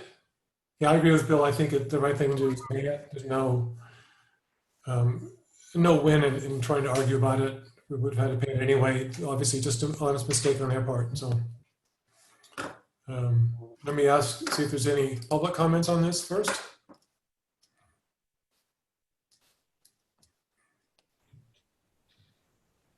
No, I don't see any public comments. All right. Do I have a motion then? I'll make a motion that we authorize the payment of 10,000. I don't have the number right in front of me. 10,000. $495. Thank you. 10,495 to La Morena and Chang to pay for the supplemental services related to audit services. Anybody second? I'll second that motion. All right. We'll vote. Rochelle? Yes. Cyrus? Aye. Eileen? Yes. Sylvia? Yes. And I vote yes. 5-0. Great. All right. Thank you, Bill. And I know you did a lot of work on researching it and understanding, and Ann as well, what was going on. So I appreciate that a lot. The next item is about getting a new audit service. So we've got a consideration of approval of a contract with Negro. I won't even read this. I'll just let Bill talk about this. Thank you, President Deppe, members of the board. Just very briefly, you may recall at a prior meeting this was in August, the board directed staff to issue an RFP for financial audit services, and with the idea that you would have a new independent auditor, fresh look. There's actually a state law, interestingly enough, I'm not sure I mentioned it when it came up, that that basically says that municipalities, including special districts, should change auditors every 6 years. And Mr. Chang, with La Morena and Chang, even though I think that I would certainly suggest he did a fine job with the audit, but I think it is good practice. Government Finance Officers Association recommends it, and as well as now it's embedded in state law that auditors change from time to time. So following that decision by the board of directors on August 20th, staff issued a request for proposals. It was reviewed by staff and also by the ad hoc board committee that was established. That was President Deppe and Vice President Sheriff Watt. They reviewed the proposals. We did receive two proposals. One was from Nigro, and one was from Eurisha Nelson, CPA and Associates. There was a substantial difference in the price between the two audit firms. Nigro substantially less, about $10,000 less. We also contacted, or we also have under contract Mays and Associates to do some specialized accounting work. We asked them to look at the proposals, and they determined that both of them were good, responsive proposals. So based on the fact that they were good proposals, we also contacted references for Nigro and feel that given the quality of their work, quality of the proposal, the low cost, which is also below the cost that was being charged by La Morena and Chang, we can recommend that the board approve a contract with Nigro. This is a 5-year contract. That's also considered a best practice. Usually what the auditor needs to do is spend the first year or so getting familiar with the district's books. They become more efficient in the audit, but in essence, it's good to have an auditor to have some continuity for some length of time, and then switch. So this is a recommendation for a 5-year contract. Again, also considered a best practice. So with that, I'd be glad to answer any questions. Funds for the audit services are included in the 2021 budget. Rochelle? I just wanted to let the other board members know that working with Bill on the last two issues, both Catherine Corsack and Bill totally went above and beyond anything I've ever seen with a GM. We asked questions about these two contracts. They were both good, but why was the cost difference, and what really were the product seemed to be similar, and both Bill and Catherine went and talked to the references. As they said we're gonna ask another firm to look at this so that we know, because this is a big 5 years, and we want the best for the district. So I really appreciate both of them doing this, because it really, whatever decision we make, I feel that we're really going to be secure because of the work that they've done. Cyrus?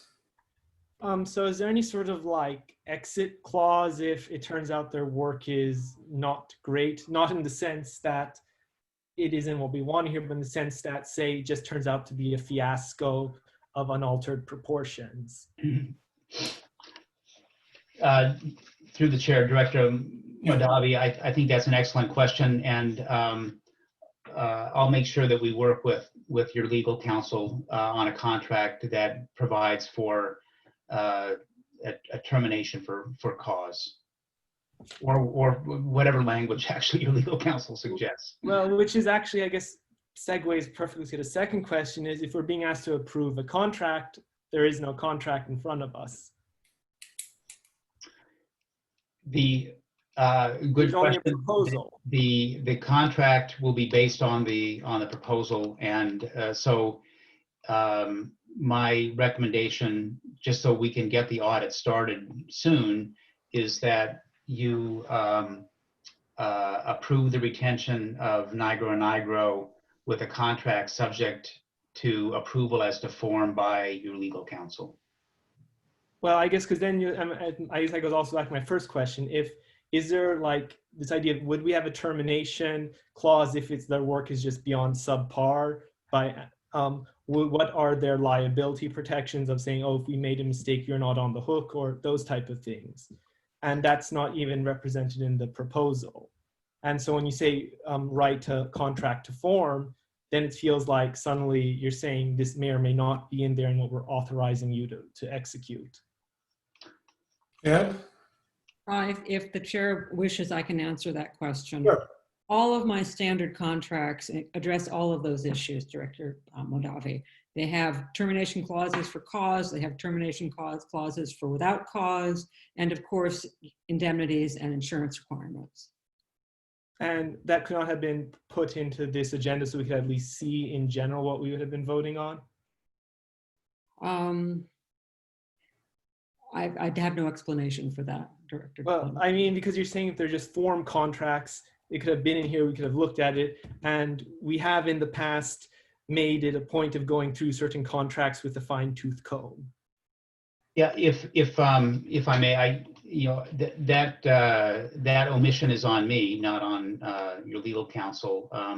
This was actually the process that was used for the retention of the general manager recruiter, for example, where the proposal was accepted and the contract was done later. So my apparently erroneous assumption was that was the standard practice for the board.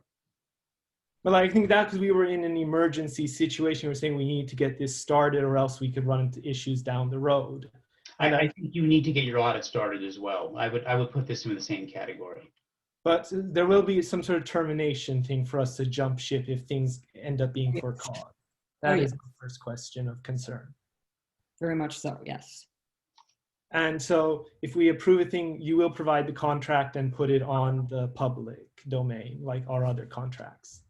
I would leave that to the general manager. I'm sure he would be happy to do that. Absolutely, Director Madavi. Yeah, because we had a case where we were missing a $1.6 million contract apparently for 2 or 3 months. And I would not like a repeat of that. I'll make sure I follow up on that. Thank you. Rochelle, did you have? I did. I think that comes to the greater question at some point, which we can ask as a board. it would be my viewpoint that we're talking about the proposal, we give direction to the staff, and they develop the contract. Going through it with a fine tooth comb is not really creating policy. I think that's a staff But function. we sign off on the contract. Please excuse me, I'm speaking. So I would suggest that we move to that. But I mean, that certainly can be an item that we discuss as board members in the future. Yeah, 'cause I'm just saying is from a liability standpoint is when they execute the contract, it is the board is the final buck on these things. So by saying let the general counsel, and even if it's just a form contract, we should still be able to know what we have agreed to sign at the end of the day. Just because we're not lawyers doesn't mean we can't learn to read the things we're responsible for in this town. Sylvia? I'd like to support the general notion of what Director Saraswat was saying and what we've done many, many times in the past, which is when we are looking at proposals, we are agreeing to financial obligations, and perhaps, Anne, you may want to circulate to the board your standard contract provisions so that folks understand what that is. But I agree that we trust you and delegate to you the authority to create a contract in our best interests with those types of clauses. And they're great things to bring up, but they are standard. And I just agree with that. We don't have to look at every contract. We have to look at every proposal and come up with a overarching agreement to, especially to the financial consequences. Thank you. Sylvia, also the auditor is one of the three things the board directly hires as our direct hires: the general manager, legal counsel, and the auditor. So it's actually one of those few contracts you are really incumbent on being aware of. Yeah, thank you very much for mansplaining. I'm not. I'm just as a basic. I understand my responsibility as a fiduciary and as a board member, and I've made my statement. Thank you. Yeah, did you want to say something? Only if you wish me to address it further. I do understand the concern. If the board has not previously reviewed one of my standard contracts, they might not know, but it's not that you're not capable of reading these documents. It's simply that any lawyer who does contracts would be able to tell you that this is standard, that any lawyer would include this type of language in there. So I understand the concern if you've never done this before. Well, I certainly feel comfortable. There's enough information here and enough trust with Anne that she could pull together a contract that would be good for us and protect us. Well, once this is posted, you will have the chance to see what my contracts look like, my consulting contracts. Before we take a motion on this, let me see if there's anybody in the public that wishes to comment. And there is. Delk. There you go. Hi, A. Stevens Delk. Previously, we had Lemuria and Chang, LAC in my terminology. And then for a short time, we had, I think it's Fletcher and Company. A Spectre, I think. Thank you very much. I really have trouble remembering these things. So anyway, for me who occasionally looks at board decisions, etc., both of those two companies basically did their audits with the same tables that could be compared from one to the other. Will whatever company you choose now have something that a novice such as I could compare? I'm not quite sure exactly what you're talking about comparing. Bill? All right. So two two tables, you know, that says how much is from property taxes, how much is from, say, franchise fee money, where much stuff goes and stuff like that. You can compare the two tables over the last 20 years, rather than a new company comes in and decides to rearrange everything. So you cannot tell what's been the difference in the last 5, 10, 20 years. Bill, do you want to maybe? Yeah, President Deppie, through the chair, I understand the question and the concern. We can work with the auditor on that to make sure that the structure allows for comparison. The only caveat is that governmental accounting standards will change from time to time. So they might be a little different. Some of the prior years may have to be reformatted, but you know, I think that for purposes of analysis, I think you raised a good point, and we can work with the auditor on that.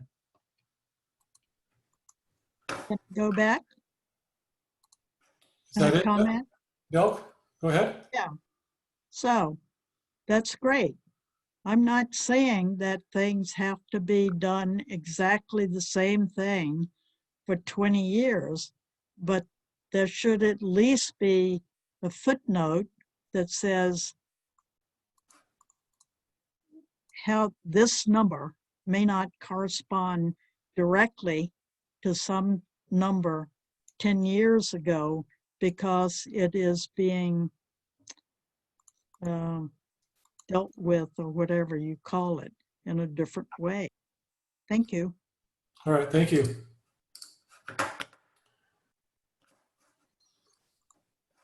Make sure no one else has a question. I don't see anybody. Cyrus, did you have a comment? Yeah, I just sort of wanted to echo what Delk said, that hopefully that the audit tables will be comparable, because I actually do a lot of the historical compare and contrast. And I did check the name, it's Fetchter and Company. And yeah, their table is formatted similarly, and that's how I was able to actually go through it very easily, is when everything is similarly done. But I'm hoping that, I think that might be standardized, but if not, to make sure it is. All right, thank you. Ann, your hand's up, but I'm assuming that's a remnant. All right, remnant. Okay. All right. Anybody have a motion then? Well, I'll make the motion. I move that we consider, or that we approve the contract with Negro PC to provide financial audit services for the fiscal year ending June 30th, 2020 through June 30th, 2024 for an annual cost of $15,500, total cost of $77,500 over the 5-year period, and that we direct our attorney to draw and execute the contract. I'll second. All right. Michelle, vote. Yes. Cyrus? Aye. Eileen?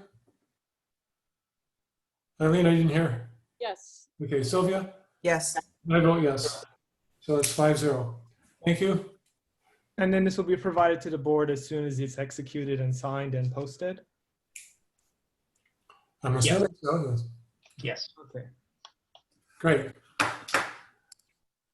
Okay, now on to number 5, receive an update on the current status of the architectural design process for housing both the Kensington Fire Department and Kensington Police Department in the Public Safety Building. Bill, you've been most involved with this, so maybe you could give a good update. Yeah, thank you, President Deppie, members of the board. This, I'll focus on the current update. We received in mid-September the draft conceptual plans for a new option D, they're calling it, for the renovated public safety building. And that plan incorporates an elevator and a wheelchair lift, and it also encloses the outdoor deck area. And if you recall from the last update and discussion, that was where we thought that the county was likely to land in terms of these building issues. There's still not anything definitive, but certainly erring on the conservative side, making sure that we do accommodate a elevator and a lift, we think is important to do. It gives us, I think, a realistic view of how we need to plan the space. The police chief and I met with the architects to review this new option D.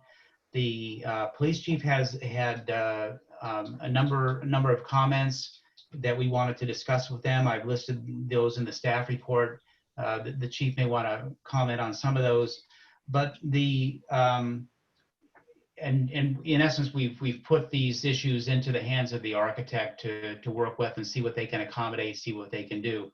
This is, I would describe it as a really very common practice in sort of working with architects on what it really amounts to tenant improvements for this first floor space. We're not looking at structural aspects, we're just looking at how the police department can fit into the square footage of the first floor.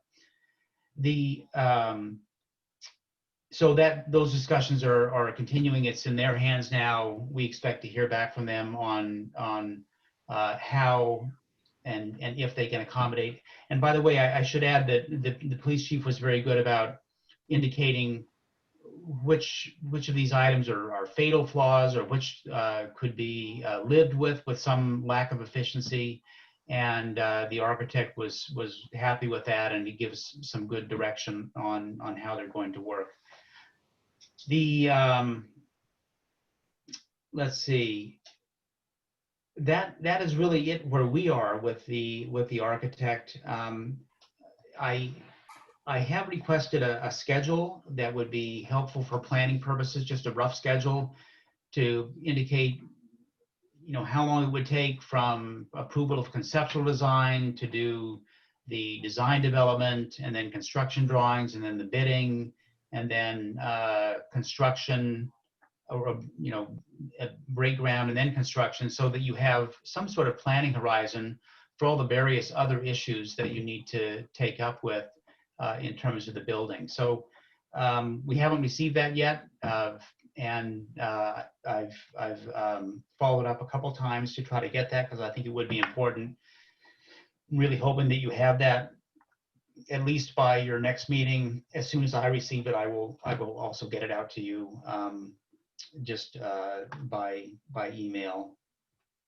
And I think that is all I have to report as an update, and I'd be glad to answer any questions. Let me just make sure. So this option D is a work in progress still? That's correct. It's still a work in progress. It's in essence, they did an option D, and the chief went through it and provided his comments. It's now back in their court to make some revisions to see what they can accommodate. And do the revisions downstairs, are they solely police rated or police related, or maybe Chief Scholl can answer because he's met with the fire chief. Do your concerns downstairs also, I guess, affect the fire department, and will there be some back and forth with them as well as the architect?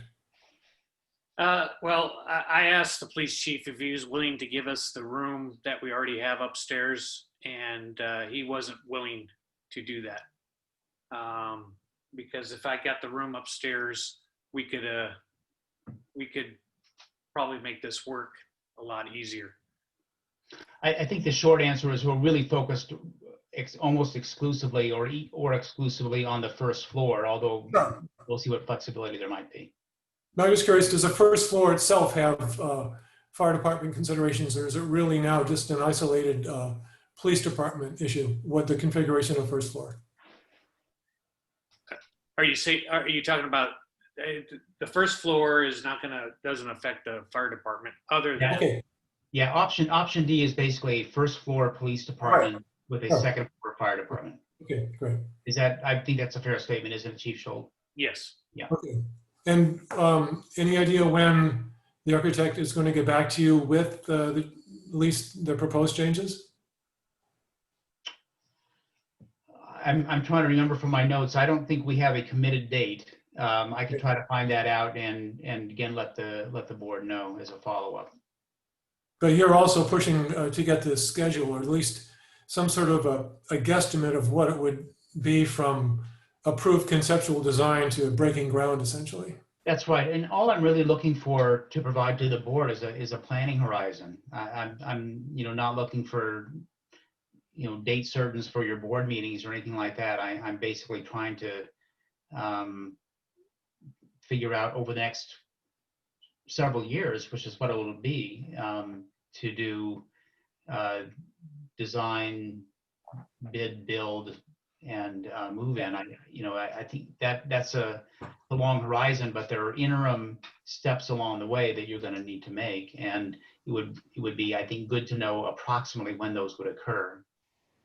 And as my understanding is that instead of waiting for the county to decide on sort of the somewhat abstract question of enclosing the patio, the idea is to get the design that encloses the patio with an elevator and then take it to the county. That's what I understand. And we think, although it's not a guarantee, I mean, we do think that enclosing the patio is something that we can work out. Mm-hmm.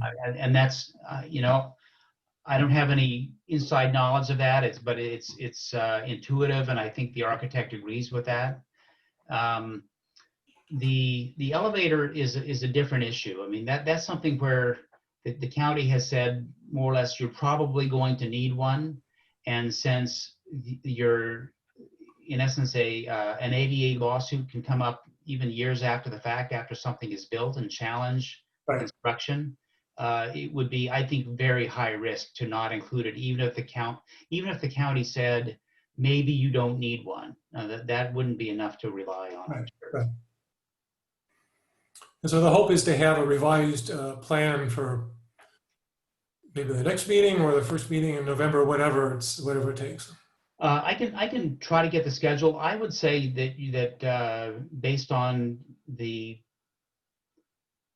pace at which they're working, you'll be able to see another design at your next meeting. Okay. Any board? And hopefully discuss a schedule at your next meeting as well. Right. Right. Any board questions on this? That elevator sure puts a big kink into this plan, doesn't it?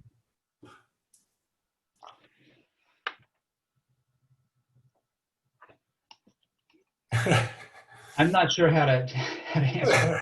I really sort of came into this with an elevator entering the picture, so I'm not sure, and I was focusing on that, so I'm not sure how that changed it, but it takes up a lot of space. Well, it does, and I guess the thought was always that you can always access the second floor from the parking lot up there. So is it really mandatory if the ADA is requiring reasonable accommodation? It would seem like that could be considered a reasonable accommodation. And yes, there's no state agency, no federal agency that has jurisdiction over that. So you're all at the mercy of litigation. Cyrus? I was wondering, did anyone, I heard some talk about asking the county maybe if the elevator can be sort of pushed outside the building without affecting occupancy or square footage. Was that ever brought up? I can tell you that I did not bring it up, but I'd be glad to do that. I mean, because I remember I hear that at least maybe it come up in one of the fire board meetings as just an off thought, I think. But, that's like one potential. Yeah, I'd be glad to follow up on that, ask that specific question. Sylvia? I was just going to say that that issue of the second floor access came up last meeting, or maybe it was a fire board meeting, and one citizen said that was not permissible. And just as a layperson, I would imagine that the grade to get up to that is potentially too steep for a person to take a wheelchair up that grade without a car. So I'm not sure that would work. But I know someone else, a citizen, also said that that was not an option. And I think that the architects have looked at this pretty hard to try to find a way to not have an elevator. But it's not something that they just came to easily, as far as I can tell. Hopefully we'll have a more less in progress design next time. Let me see if there are any, we have a fire district member, board member. I'm gonna ask for some public comments here. Larry? Nice picture. Yeah. Good evening, everybody. This is Larry Nagel. I am the co-chair of the building committee for the Kensington Fire Protection District. And I just wanted to answer Cyrus's question. You can't, we are not allowed to increase the footprint of the building at all. That's one of, because of locality to the fault and the seismic considerations.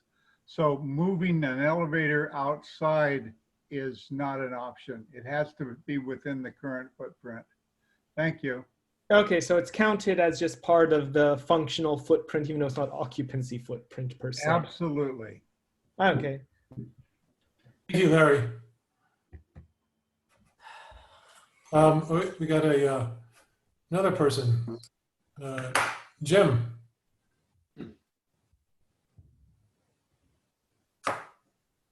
Let me try here again. There you go. You know, Henry? I can hear you. I think it was mentioned at the last meeting that the possibility appears to exist to have a handicap parking space in the second floor parking area that is currently set aside for both police and fire.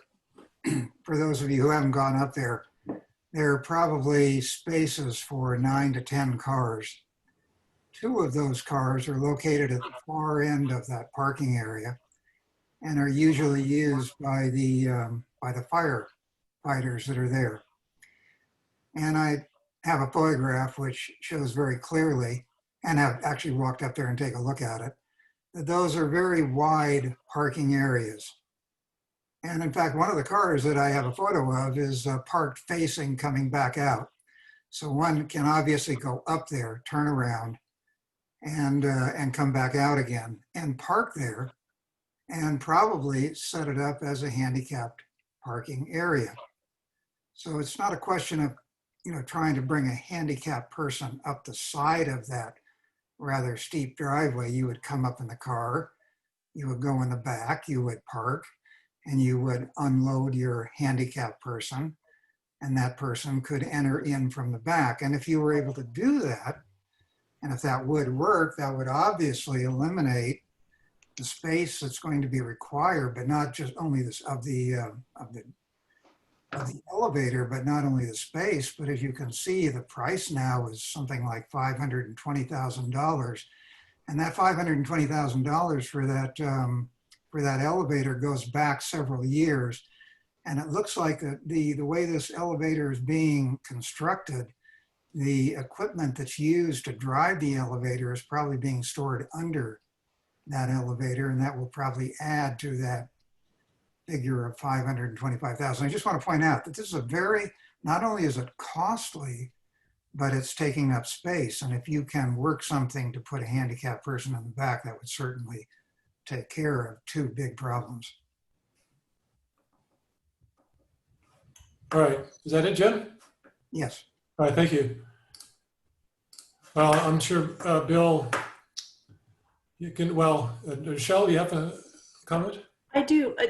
I think, Bill, maybe we can ask you, because I don't know the answer to Jim's question. When we were talking about the elevator in the building, with President Deppie and myself with the architects, I think this was in March, or actually would have been February before COVID. We were talking about the fact that folks would need to go, you know, whether staff would need to go up and down and what the requirement was. So, and that the possibility of not having the elevator was perhaps precluded by the fact that if the top floor was only for firefighters who have to pass physical fitness requirements in order to be on duty, active firefighters have to pass a yearly physical, I believe, then we would not have to have the elevator. So I guess the question might be that we could ask the county, or the architect could ask the county, why does the elevator need to be there? Is it the idea that there is an escape route? Because, or what is the reasoning behind the elevator if we don't have anyone up there? If there's no square footage for the police up there, then we know that there's no suspects up there. We know that there's no officers on disability up there. So just maybe some clarification. And there'll be no administrative fire board staff, is correct? It's just active firefighters on duty. It would be, yes, that was the idea, that if the fire board authorized only active duty firefighters and they weren't having, you know, barbecues up there for anyone, or, you know, whatever they would, that we could avoid that. So just some clarification. So one thing that I can do to try to get at these questions, the architect did prepare a kind of a formal proposal to the county indicating why they thought they could get an exemption. And I can share that with the board, just so you know what was proposed. And I'd also be glad to follow up on these other ideas that came up to see if there's any wiggle room. Again, not being an expert in ADA, but having sat through several lawsuits on buildings and having been deposed on ADA lawsuits, I've learned a little bit about it, and I'm just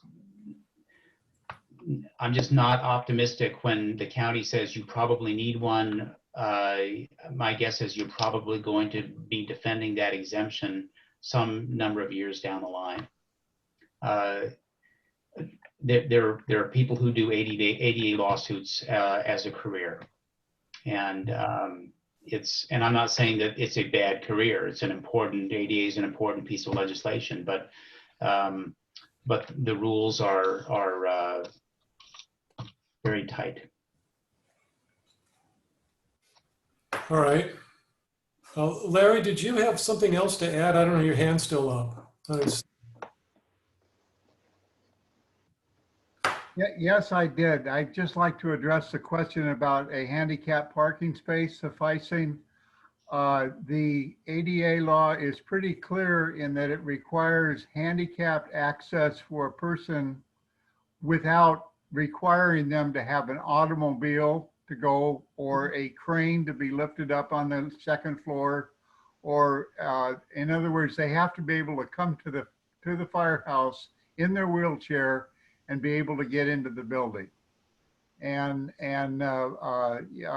that driveway, as any of you that have been at the public safety building know, that driveway is far too steep to exceed the 2% grade requirement for a wheelchair. So a person could not get up to the upstairs wheelchair except in a car, and the ADA requires that he doesn't have to have a car to get up there. So, and a lift wouldn't be good enough? like a, you know, a ramp that, an automated ramp that you hook into and takes you up? Say that again, Chris? You know, like a stair lift essentially. That someone that would pull the wheelchair up the hill.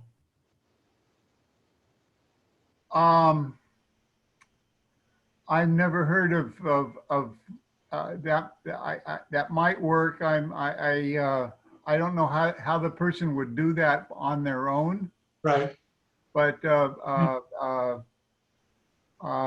anyway, I just wanted to address the issue of a handicap parking spot. And that's not going to satisfy the need for remove the need for an elevator. Right, In the thank counties, now, I'm not the county, but I'm not the one who makes a decision. But I've dealt with these issues at the church as well as in our firehouse, and it's an issue. Thank you. We've got 2 minutes left. Anybody else on the board have a brief question? Again, hopefully this is going to come back to us very soon with a more definitive design with more questions answered and a schedule. So I don't see anybody else answering or asking. So then I think we can adjourn this meeting. Thank you, everyone. I'm sure we'll see each other very soon. Good night. Thank you. Take care.